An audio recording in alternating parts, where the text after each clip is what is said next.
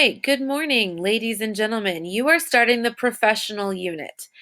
This unit includes application process, resume, cover letter, letters of recommendation, and finally a mock interview. We will do a more in-depth conversation on the rest of those components at another time. You should already in class have had a conversation with my sub about the different ways to find jobs that you wish to apply for. And so now you are to the job application process. I wanted to walk you through just a few things about this so that hopefully it'll go pretty smoothly. So first of all, you'll come to your classroom page and open up the job application process and click on the template. Okay, now at this point, you can't obviously do much of anything with it. So it asks you to open with, you're going to choose Doc Hub.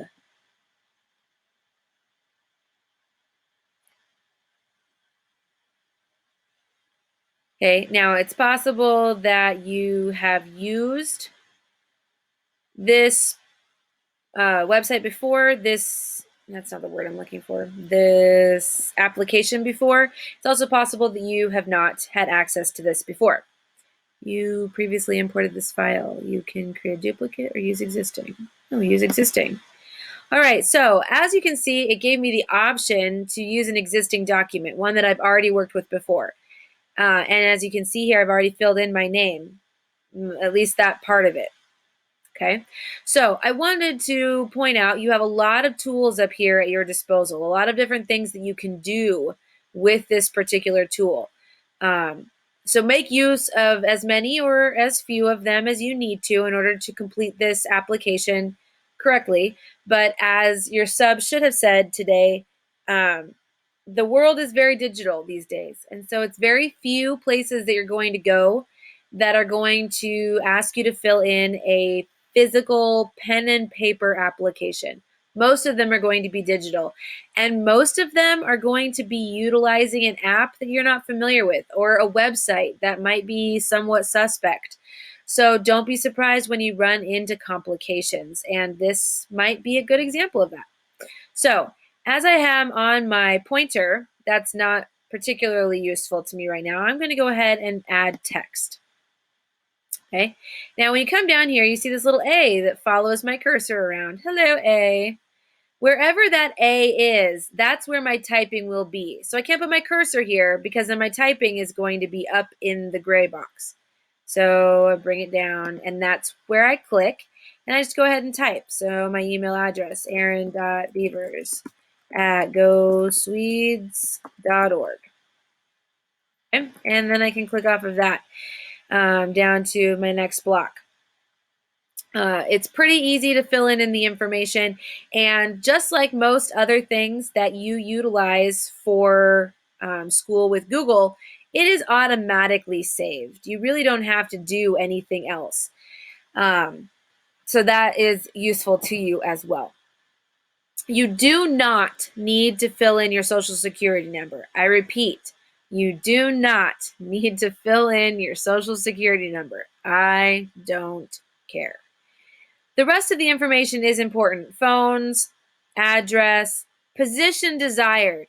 This is the most important box on this application for our purposes because it is what will help me guide you through the rest of the process.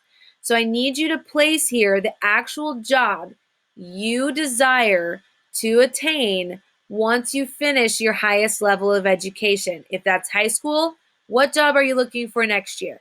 If that's after a trade school, what job are you looking for in a couple of years?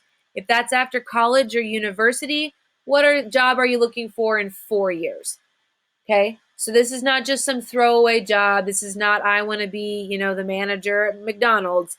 What job do you want to possess once you are done with your highest level of education? Okay, fill in the rest of this information. Once again, I do not need your driver's license number. I repeat, I do not need your driver's license number. Moving on down here. You will fill in this application as though you have graduated from high school and you are moving on to whatever the next step of your educational career is. So if it's post-secondary, that would be like a trade school or a 2-year school, or military if that's the direction you're going. College would be your 4-year universities and colleges. Go ahead and actually put in the place that you plan on attending. Now, if you are not dead set yet, that's perfectly fine. Don't worry. Just put in whatever your best guess is right now. If you were asked right now today to head off to college, where would you be going? Give me your best guess. Okay?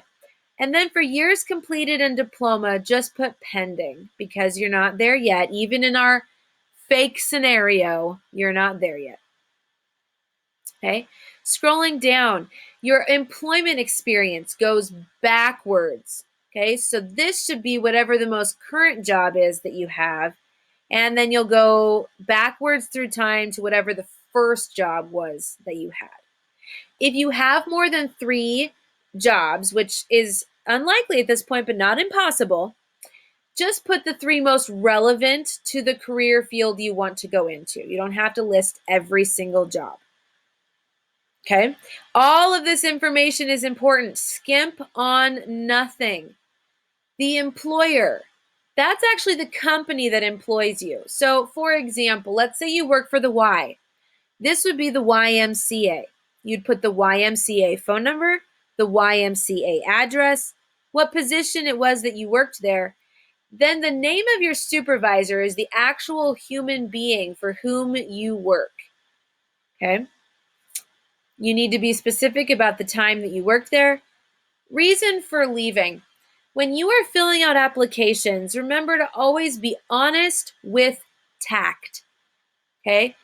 If you were asked to leave a position, you need to be honest about that because they can and will contact former employers. And if you get caught in a lie, that will be the death sentence of your application. Okay? So be honest with tact. If you have questions about that, please ask me at some point. You can choose whether or not to use them as a reference. That does not stop them from being able to contact that person. It just says, no, I don't necessarily want to use them as a reference. Okay. Scrolling down then to your actual references, you must have 3 references. And before you are allowed to put them on your application, you must first ask their permission. That is non-negotiable. I have been in a situation where I was called to account for somebody as a reference, and I wasn't told ahead of time, so I didn't have any thoughts prepared. Had to do the whole thing off the cuff. That is not fair to your references should they be called or contacted in any way. So, who are some people you might ask to be a reference? Teachers are great options. Coaches, excellent. Current or former employers, excellent. Other employees, be careful there. If they are people that are close to your own age, the validity of their reference will be called into question, whether it should be or not. Family, friends, please leave them off the list unless they can speak directly to your work ethic. Family, leave them off always, with the exception of if you were employed by a family member. And then your relationship to them is as an employer, not as a family member. You include their name, of course, and the phone number and address that you supply needs to be their work information. The only exception, of course, is if the work information and home information is the same. For example, if you worked for a farm, then their home and work information might be the same. And then a relationship to you. You must have all 3 of these filled in.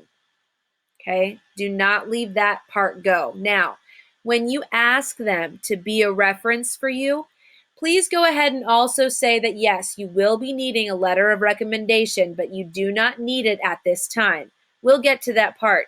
However, there might be some people, you'll be surprised, who find out that you need a letter of recommendation and say, I don't think I want to be your reference, because they don't want to write the letter of recommendation. So make sure that they understand that that will be part of their responsibility if they agree to be your reference. Then at the very bottom, don't forget to include your signature. Now, you can see up here that you have a sign option. Okay. If you happen to have the access to a touch screen, for example, if you were to open this on your cell phone or on a tablet, you can actually touch screen sign this like you would, at a place of business. Otherwise, you can just type in your name and the date. Do not leave this detail off. The devil is definitely in the details. Okay. That is just about everything I think that you will need in order to successfully complete this application. If you have questions, please ask either my sub or go ahead and contact myself through email. This is due next Thursday, so you have time to work on it. Please do not let it go, though, because this is a compounding type of unit. We are constantly moving forward, and everything you create will help you create the next step. So getting behind on this is sort of similar to getting behind on the research paper. Not something I would recommend. Now, when you're done, and it gives you here the option to share or download, go ahead and just, I'm just going to tell you to try out a couple of different things, because we definitely had some issues with that last year. Because when you click on download or export, it gives you the option to send it to Classroom. But last year, that when I did that and I opened up the link that you would have posted, it wouldn't actually allow me to see your completed application. So I'm not sure that's the best way to go about that. Potentially sharing it with me might be a better option. So go ahead and try out whichever is best. You could try out a couple of different ways of doing it while you're in class, or we can tackle that next week, Thursday, as well. All right, that's it.